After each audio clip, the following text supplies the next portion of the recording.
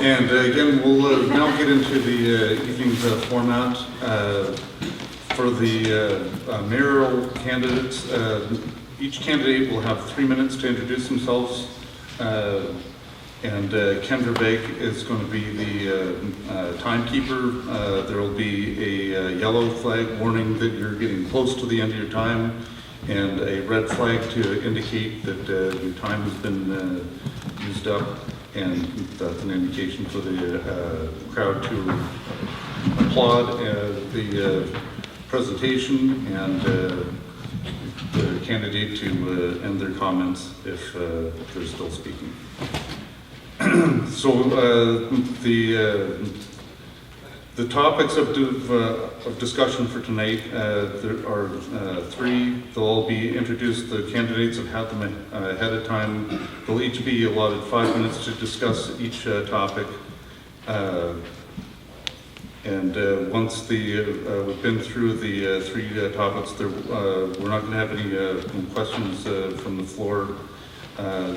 We do encourage people who have questions specific to each candidate that there's going to be an event Saturday, October 13th at the Grand Forks curling rink, where all candidates, including the three mayoral candidates here tonight, the school board trustees, and the candidates for council are all going to be present, or whoever makes it that night, to ask or answer questions directly from the public.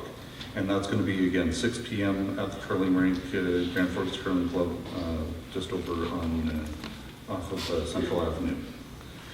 Once we've gone through the three topics, there will be closing arguments. Each candidate will be given 2 minutes for their closing statements, and then we'll move on to the school board candidate forum. So we have three candidates for mayor in Grand Forks. Everett Baker to my left, next to him, Gary Smith, and Brian Taylor. So we didn't actually draw order for opening remarks, so Everett.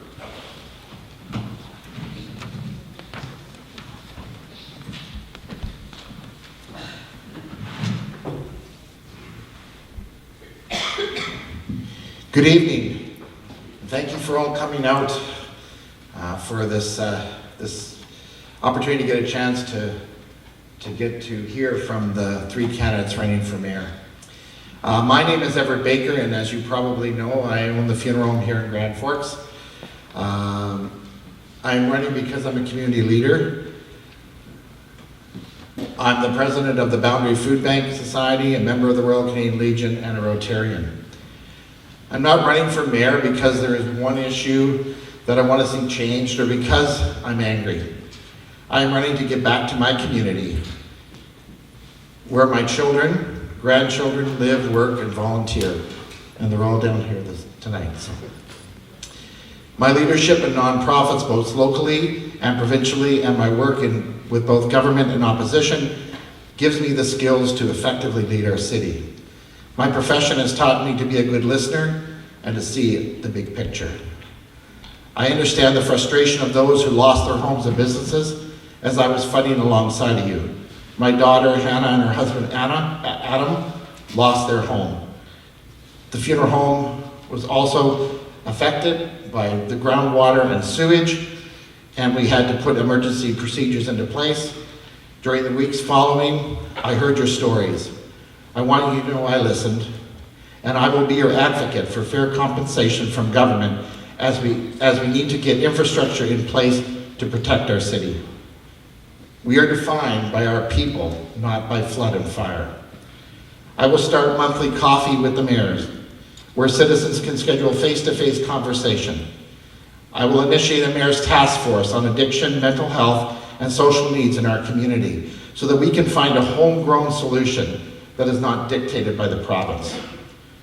For the last several years, I have worked in provincial politics. I've worked alongside our MLA with mayors and regional districts, First Nations in the boundaries of Welcoming. I've earned the respect of many mayors and government leaders in the region.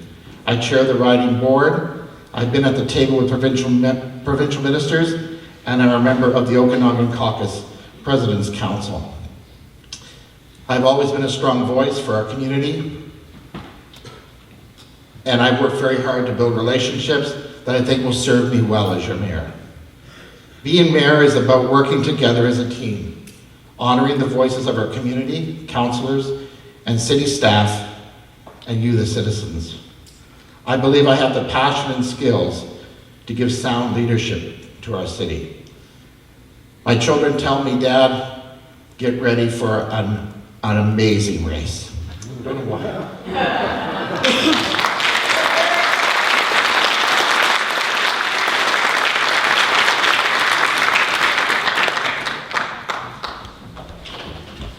Thank you, Everett. Next, we'll go to Gary Smith.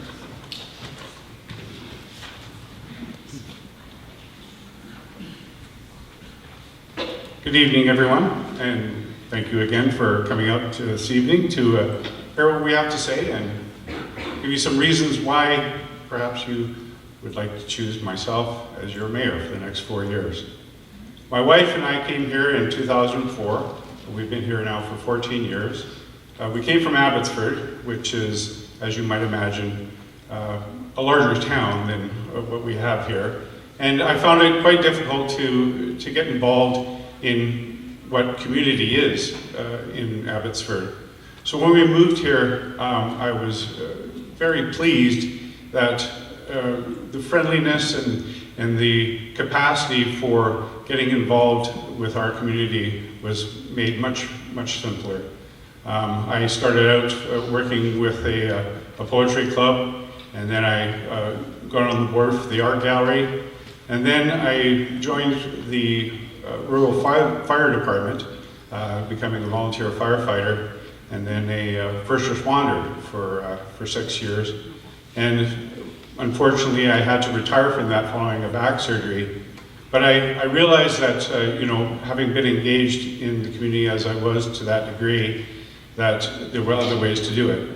And I struck a friendship up with Bob Kendall, who together we decided that we were going to run for council in 2011, which we did and successfully got in.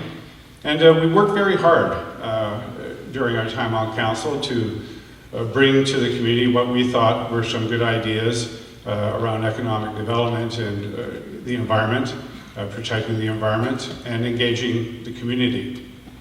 So in 2014, when the election occurred and we were not re-elected, I thought it was time to take pause and reflect on what I could do better. And Christine Thompson, who was president of the Phoenix Foundation, because she was elected, stepped down from that position, and I was offered to take over as president. And it was an amazing experience. It has been an amazing experience. I have been able to avail myself of some excellent training around the art of hosting, community engagement, and building community. And that is the kinds of skills that I've been working on over the last 4 years in community conversations and engaging the community to make it a better place to live. I'd like to bring sort of a philanthropic spirit to what council has to offer, and recognizing that council are the stewards of the community's assets, and that's what we need to recognize. So hopefully you'll choose me as your mayor on the 20th. Thank you.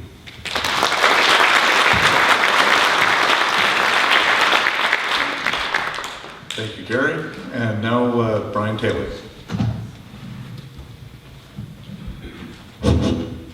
Good evening, ladies and gentlemen. Thanks for the 4 years off. On the serious side, I've got 8 years as a mayor, and it was good to get away and to look from the outside in. So my comments today, and I appreciate the offer because often these are mixed together, to talk about myself a bit. I was born in Oliver, grew up in Oliver, Karameas, spent some time in Ontario, came back to Kelowna, and I had got into management in Ontario, and When I got back to Kelowna, I was the CAO of a number of organizations in Kelowna, the Okanagan Neurological Association, Child Development Center, the Society for Community Living now, and Beaver Lodge, places like that. I was the CAO. So I think I bring with my experience my ability to deal with people in groups.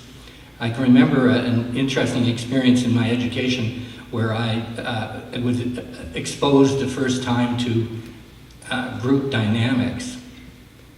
I realized I loved it. It's an area where you can get a lot done if you can work with people in a team, and part of that is really fairly scientific. You need to know how people think, and you need to be able to work as an effective leader at that level. So I'm here offering you the next 4 years of my life. I'm often asked why I would do this. The short answer is I really enjoy it. I enjoy the achievement. I enjoy being able to get things done, and I bring to the job serious enthusiasm for the job. Thank you very much.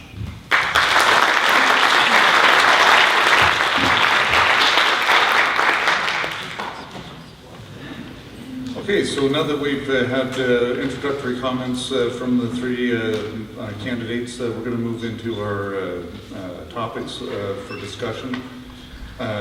So each candidate will be allowed 5 minutes per topic for discussion, and I think we'll just do, because we didn't draw it beforehand, is just start with the next person down. So topic number 1 is what makes a great leader, and Gary Smith, you can start this one. Well, I kind of pondered this question for some time, considering really what was being sought here. Great leaders aren't always the ones that do the best for what they're leading. I think it's the qualities of leadership that we're actually trying to discern here. And I know that certainly for centuries and centuries, leadership has sort of been a top-down enterprise where you have an authority figure who's very charismatic and has a lot of personal and physical qualities that appeal to people who end up following him or her. And I think as our civilization has matured and as society has become more sophisticated, we recognize that really we're all leaders in our own way, and that it's not about pulling from the front or pushing from behind. It's about being in the middle and getting there together. And I think that is the kind of qualities I would certainly like to share and bring to council, that it's important to acknowledge and value everyone's participation, everyone's gifts. Our collective intelligence is better than anything I can offer alone. And I think that is that's the essential quality I think that I would like to bring, is that it's about valuing everybody and bringing everyone there together.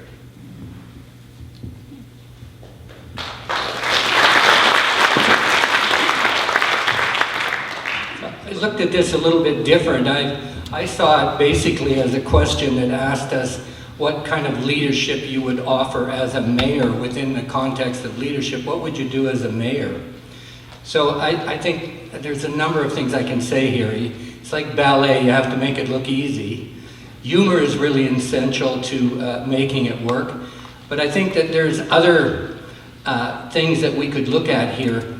I immediately opened Google and listed all the things that I'd like as characteristics of myself that I'd like to tell you I have. But in reality, I think I can talk about some of the actual practical things that you do on a council to offer leadership. I think number 1 for me is looking at knowing your place in the system, understanding what the role of the mayor is. The leadership you provide is that you respect city staff, you supervise the CAO, you don't micromanage the employees.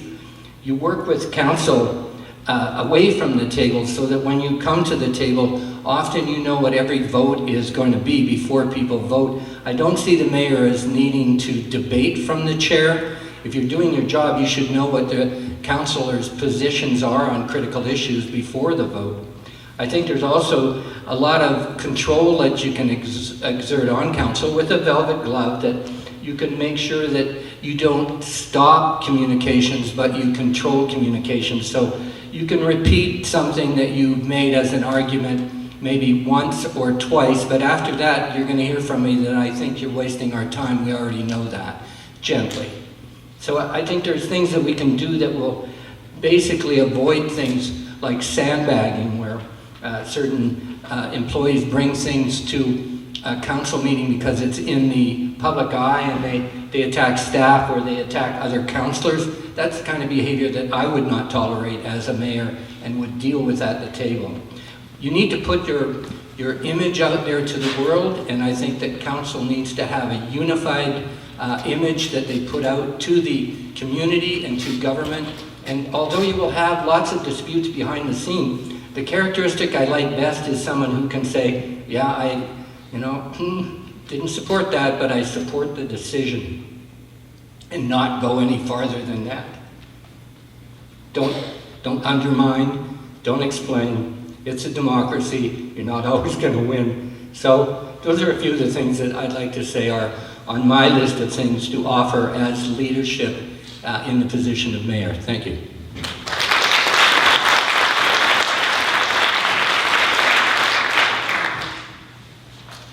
Find it awkward to sit speak from the table, not from the podium, but anyway. So what is leadership? What represents good leadership?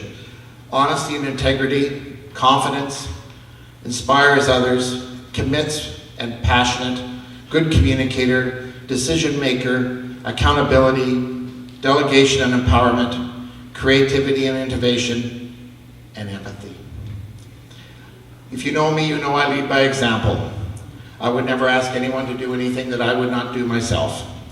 I don't micromanage, so staff, take note. But I do like to see reports. I like to be kept abreast of what's going on. I believe in transparency. Less in camera, more communication. In fact, I would like to see a 3-month report in the paper, not just what we voted for, but a good report so you as a citizen can see what's going on and not hear rumors and innuendos, but hear it from the mayor. As I mentioned, I want to see coffee with the mayor because I think it's important. It's important that I hear your voices. I believe everybody has a circle of influence of about 50 people. If you stay within that circumference, that's what you hear. When I go to do my volunteer work, when I'm at the food bank, I hear a different voice. When I'm at the Legion, I hear a different voice. When I'm at Rotary, I hear a different voice. And that helps me make decisions that are important. Without leadership, individuals step up and staff, and they start to fill that role, and oftentimes that leads to conflict. They may have the best intentions, but if you have 2 or 3 trucks running on the same road coming to the 4-way stop, it's never good.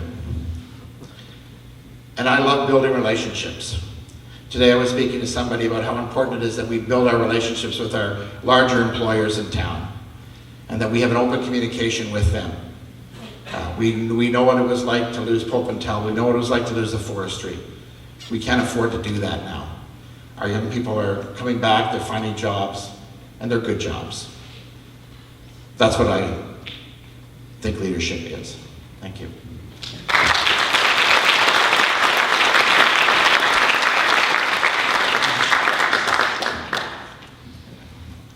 So just to sort of answer that, I find that a big part of leadership is to recognize what people know how to do and to let them do it. A tendency sometimes from that sort of top-down leadership is the tendency to look over one's shoulder and sort of believe that perhaps you need to guide people. And in fact, leadership needs to be guided. And I would think that, and I've learned this in having a number of community conversations with many of the folks that are sitting here today. Over the last 3 years, probably 10 community conversations I've held with people who have sat around the table who don't normally connect with one another, but recognize that, again, we're all experts in something. We've all come from somewhere, and we all have valued experience that we can bring to any particular issue. And it's about valuing and recognizing the gifts that each person has and that they can contribute. And in contributing, we recognize that we can have impact on our community, and I think that's really where it needs to come. As I say, we are the stewards of what the community is, and you are the community, so you're the leaders. Tell us what to do. And Mr. Chairman, did you say there would be no questions from the public when I walked in? The rules for today's forum that were provided to me was that there's no questions from the floor for the mayoral. There will be an opportunity for people to talk to the individual candidates on September 13th at the curling rink at 6 p.m. But this is the first town hall we've had in the city in a couple of years. And some of these people need to answer certain questions. And if we do it in private with them, everybody else doesn't get to hear the questions. Those are the rules that I've been handed, and No, but you have the three candidates sitting there. Yep. Just take a straw vote. Do you want to answer questions from the public? Don't let the Gazette or the Chamber of Commerce decide what goes on in this community hall. Just ask them, do we want questions? the format for today's topic was decided by the candidates and the Chamber of Commerce, and this is the format for today. So two of the candidates voted that they don't want any questions from the public. Is that what we're trying to understand?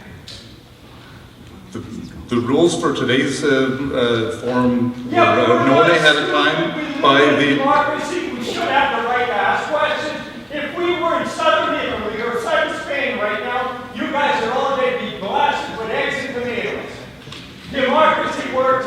We want to ask questions. Is that right? If I may, just for a moment, sorry. Independent of what the chamber decided this format was going to be, I had made a decision in my own heart, based on community conversations, that I thought it was a good idea to hold a candidates forum in a different format. And that is where this opportunity on the 13th is coming from. It's essentially a round robin table set. Donald, please, Donald, if I may finish. And you certainly can come on the 13th and ask that very question. It will be streamed live by Les Johnson, and anybody that wishes to come can come. But we're going to do it in a format where we're on equal terms. It's a conversation. Okay. And the forum for tonight is not just for the mayors. There's also the school board trustees. After this, we have a time format, and if you don't like the format, there's no one guarding the doors. You don't have to stay if you don't like the format. Thank you very much. I just like to know, I like to manifest democracy wherever I go. So our second topic for the mayors to discuss is balancing the services offered versus taxes collected. Which services are a priority? And Gary started the last one, so I'll pass to Brian Taylor to start this round. So I'm certainly concerned about the post-flood impact on taxes. I do not see services at this point that we look like we can eliminate. I think there's things that we really need to be cautious in looking at in future. We need to recommit possibly some of the asset plans that we have and target immediate response to the flood crisis. I think that we're looking at being pressured at this point into committing city taxes. I think the subtle way it'll happen will be we'll be offered projects where we're offered 50-50, or where we're being encouraged to make a loan. And frankly, the city's not in bad shape in terms of borrowed money. However, those are the things that I think we need to look out for in terms of the long-term impact on taxes. And I just don't believe that a city that's got kicked around like this at this point needs property tax increases. I look at something like policing costs, and I know there's been some discussions online recently about the city picking up some policing costs. I've not been a big fan of the city paying for policing. I would rather see us work closer with the RCMP to look at maybe some innovative ways of working in our community that could target the problems better in our downtown core, working with those community groups that already exist that we know are out there. The citizens that are running them need support, but I'm really cautious about the kind of things that we're going to face in terms of the finances of the city and keeping our community stable while we move through these grants and various kinds of rebuilding processes.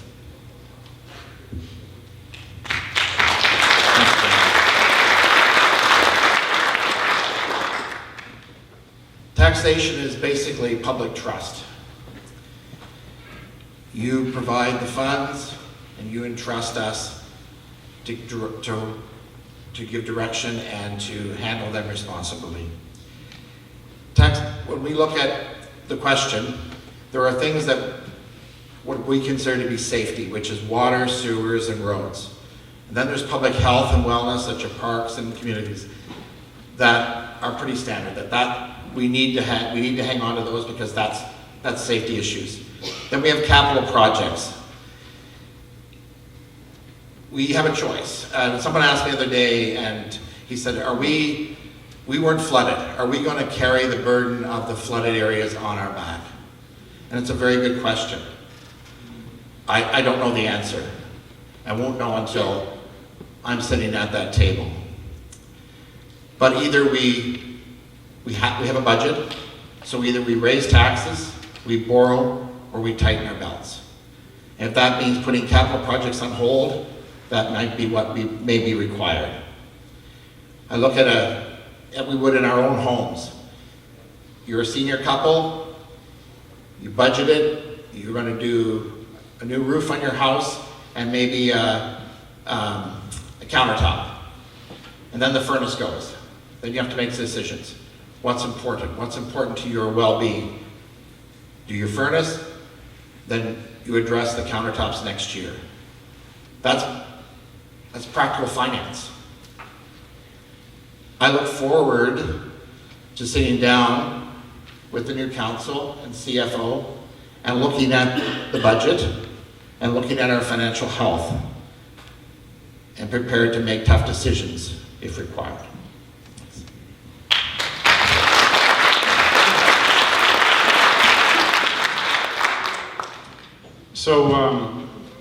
So I believe that the question was actually about amenities and taxes, and which might have to be cut in light of what's going on. Amenities, I think most of you would appreciate are the lifeblood of a community. We don't come here because, we don't move to a community because there's 3 coffee shops or a place where you can buy shoes or the fire department's there. I mean, those things are common in every community. What's not necessarily common in a community are the places where we get together, where we connect, where we commune, where we share our time together, have conversations, and the people that we actually engage. Amenities, that's why businesses and industries come to a community, because they see that the workforce that they hope to employ are happy, that they're enjoying their lives in the communities they live in. And if we don't have things like a rec center or a pool or parks or ball games or all those other things that build community, there is no reason to be here. We are here because we want to connect with one another, and that's what amenities help support. So I wouldn't see ceasing any amenities. I think in as much as we can maybe learn some efficiencies in pulling out of our silos and working more together to be more efficient in what we do. That's how we work together. That's how we build community.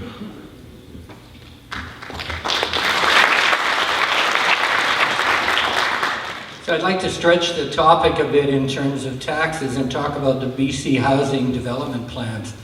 In particular, the 2nd Street modified now supportive living. I don't expect that we can stop this or relocate this 2nd Street without potential of major delays and even potential loss of the funding. I think there are some things that we should clearly begin to prepare ourselves for so that we can control and shape this service. A lot of people are at this point somewhat elated that our concerns have been that they have come back with a modified supportive living design for that building. But I think there's a lot more here that we need to watch.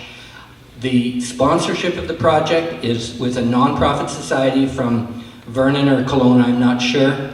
I think that, my experience with that at Boundary Lodge was that it works fine if you've got a plan eventually over a period of time to take that service back over and make it accountable to the community. I don't see that in the plans right now. I see BC Housing saying they're going to have a committee. Well, I don't think that's enough teeth in terms of being able to do that. But I think there are some things with the design power that the city has and various other things that we can do our best to make sure this really works well.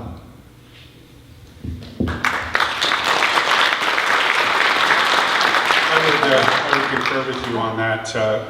Anything that BC Housing has to do has to be a collaboration with the community. To have been left in the dark like this and have this project sprung on us, it really took the breath out of many of us. And certainly, working with other individuals on some housing initiatives or discussions, essentially, having a target put in our back as being in secret cahoots with BC Housing, I was taken aback by that, as was Brian. Collaboration, that's where it's at. This is our community. And for an authority, the BC Housing Authority, to come in and say, well, we're giving it to you whether you like it or not, it doesn't sit well with me.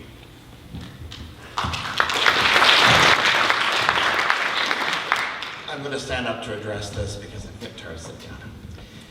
I have been opposed to this development from the very beginning. This is not what Grand Forks needs. This is not what our downtown business community needs located in their area. I am not opposed to accessible housing. I am not opposed. But I am opposed to the location. And I understand, not in my backyard. Yes, I appreciate that. This is not in the business's backyard. This is in their front yard. Now, I will say that I have been encouraged by what I hear. There's a willingness to communicate, and that's always good. I work in the provincial government. I understand BC Housing. I understand they can be bullies. But I think when they met with the business community, they heard very loud and clear that we need more discussion. We need to have a community involvement here. Is this what our community really needs? That's one of the reasons I talk about the Mayor's Task Force. Let's do something that's homegrown. Did we make them, I was all for vets when they wanted to put the 4-8 unit down at the end of 2 there at the 4-way stop. BC Housing came back with 40 or 50. The vet said, no, it's too big. And they were absolutely right. We do not need a 50-unit home that will become a hub for our community. And we're talking from Beaverdale through to Christina Lake and who knows where else. There is a good way to do this, and there's a better way to do this. And I believe we can do it. And like I said, I believe they're willing to chat and talk, and I'll take them at their word. And then we'll sit down. They're going to give us some time. They're talking about spring now, so we'll see what happens. But I'm cautiously optimistic that we can work out something. But as it stands right now, I could not support it.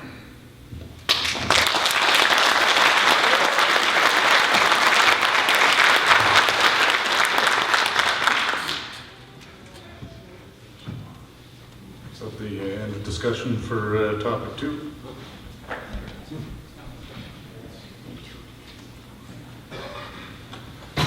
So the third topic for this evening for the mayoral candidates is disaster recovery.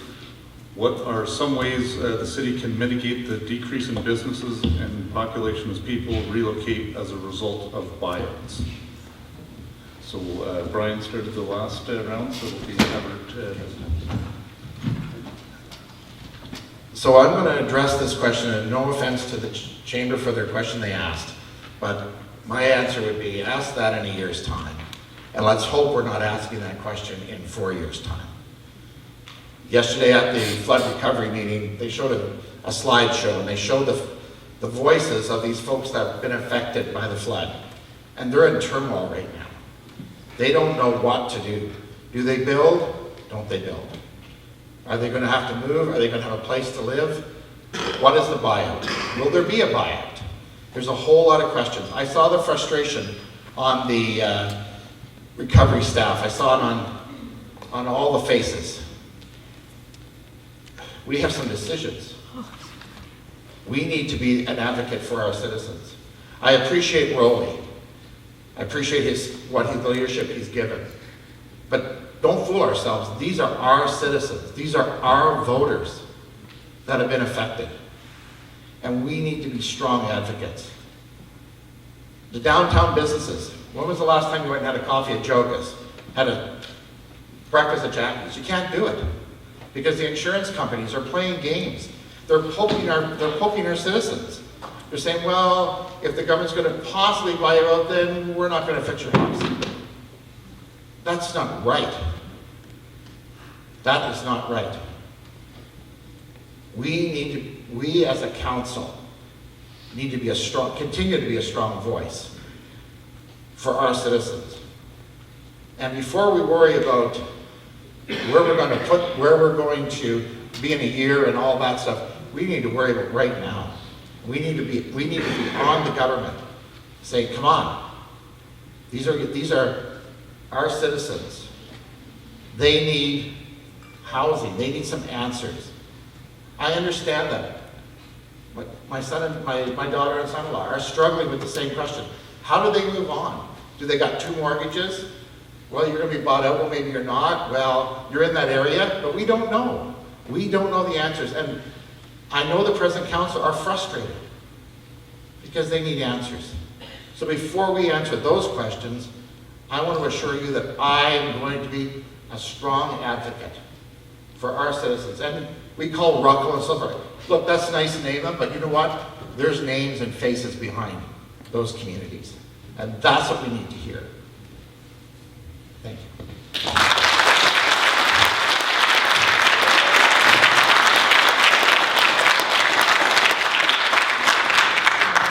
So I've had a chance to do a little research and have a couple of discussions.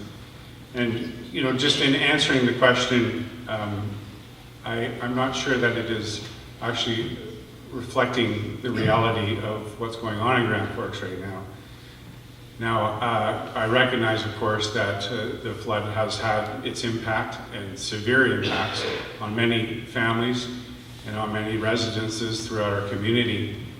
But in speaking with Dave Bruce, our building inspector, who issues permits, our permits are actually higher than they've ever been.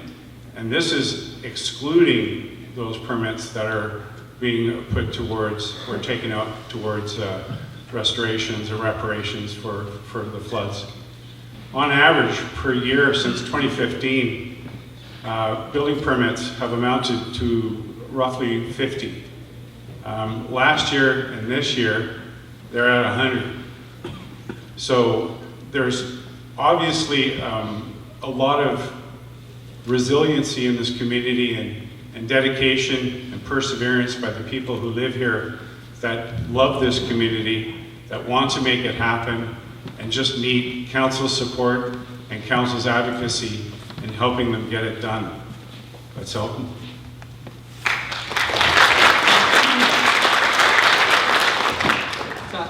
I see a number of things here.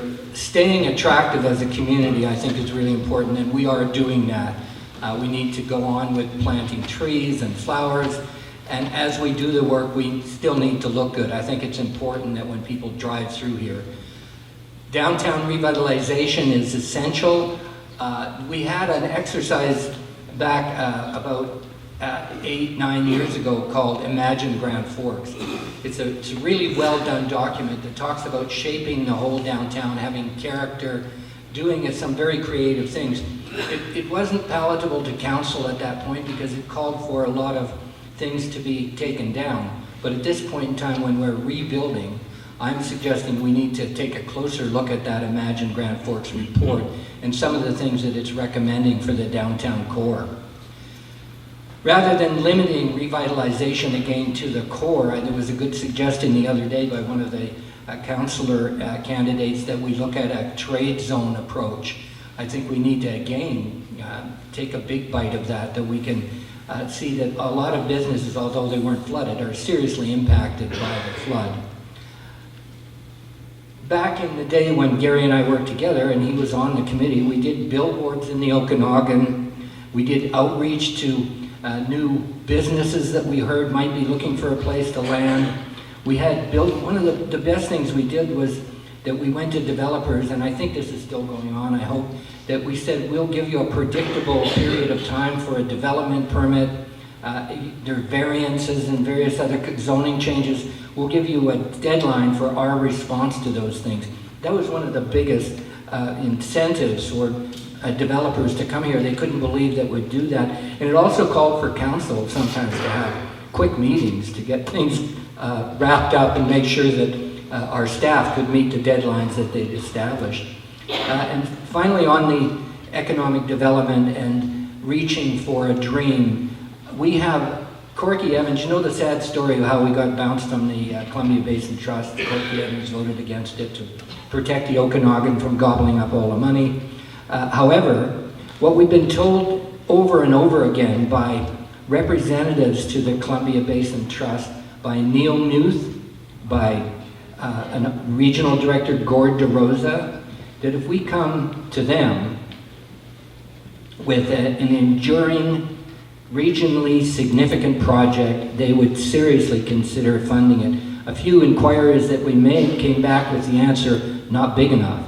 So I think in our vision for the future, we need to really seriously take a look at our relationship to that Columbia Basin Trust money, and we need to again demand our inclusion at some level in that revenue.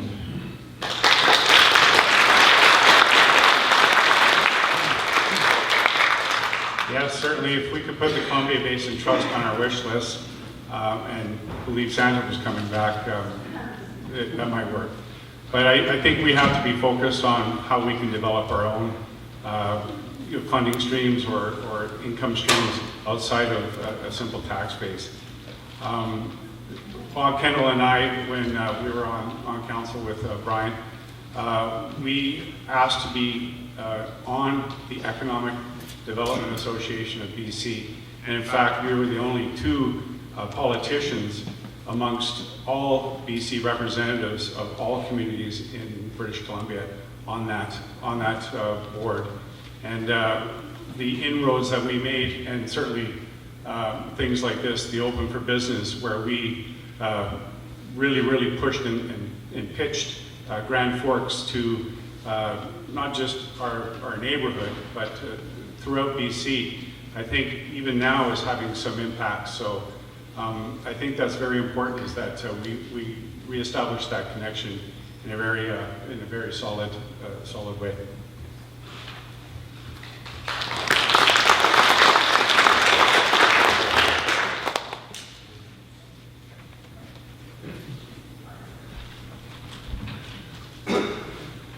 Okay, so that concludes the three topics for discussion amongst the mayoral candidates. So now we'll go to closing comments from the candidates, and we'll go to Gary Smith to start.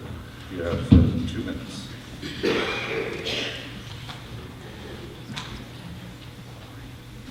So thanks again for coming out and having a listen to what we have to say.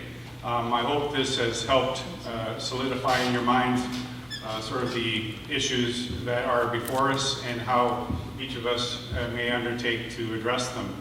I have sort of made my pitch as your choice for mayor based on sort of 3 keywords, and that is engagement, collaboration, and accountability. And those are very powerful ideas that I hope to bring to council in the benefit of our community. Thank you very much.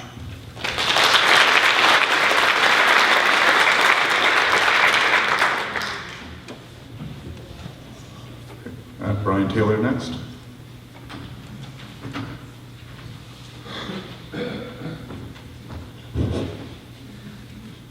When I look at businesses looking at Grand Forks, what they want to see is a council that projects stability, good decision-making, and is predictable. That's what we should aim for. I can see a long-term vision being established by the new council quickly so that we've got things to reach for that go past just rebuilding. I think we need to have a bigger vision than simply rebuilding to where we were. I think we need a bigger and better approach. So I'm optimistic of the future, and I'm feeling at this point in time with the interest in Grand Forks, and as Gary mentioned, the increase in investment coming into Grand Forks, that we're going to face a period of time when it may be our biggest challenge in dealing with all the people we have in town to build 110 homes in less than a year. Those are the challenges we face. I want to see local people get employment opportunities. If we know what some of these facilities, the low-income housing on 19th and the 2nd Street project, we know the jobs and we know the requirements for employment. We should give our citizens of Grand Forks the heads up in terms of upgrading through the college or whatever is necessary to land those jobs. So I see a bright future ahead of Grand Forks, and I think it's really important that we keep that momentum and that spirit alive. Thank you very much.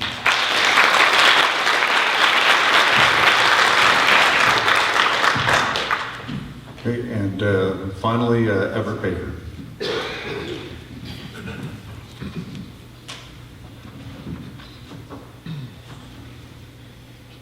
This is my home. This is where my children live. My grandkids are going to grow up. I said grandkids. Adam and Hannah, take note. When I travel and I come home and I come down Spencer Hill, there's a sigh of relief. I'm home.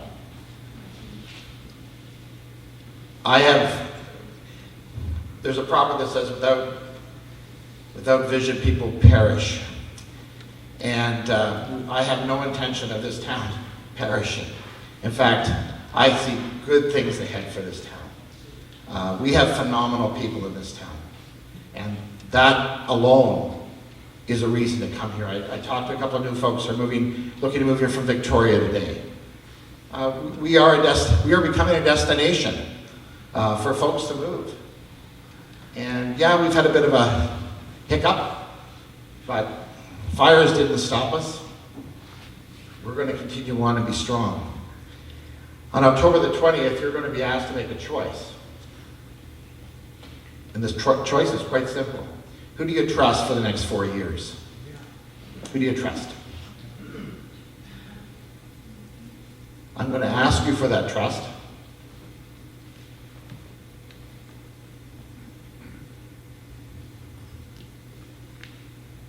I'm going to ask you for that trust, and in return, I will give you good, strong leadership. in Grand Forks. Thank you.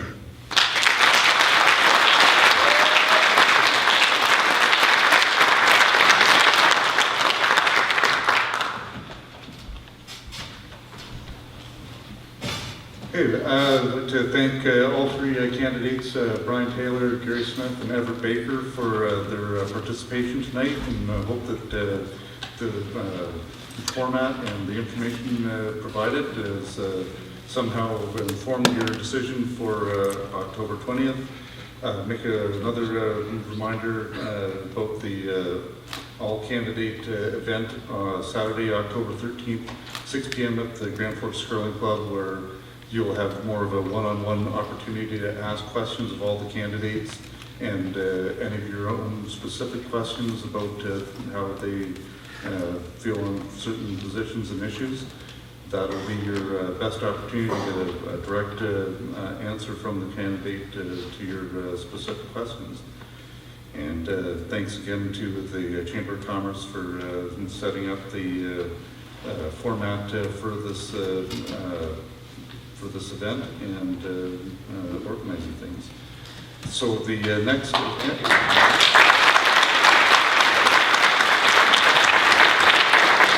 I'd like to also make a thank you too to the public for coming out tonight and participating and showing that democracy is still a thing in Grand Forks and BC. Thank you very much.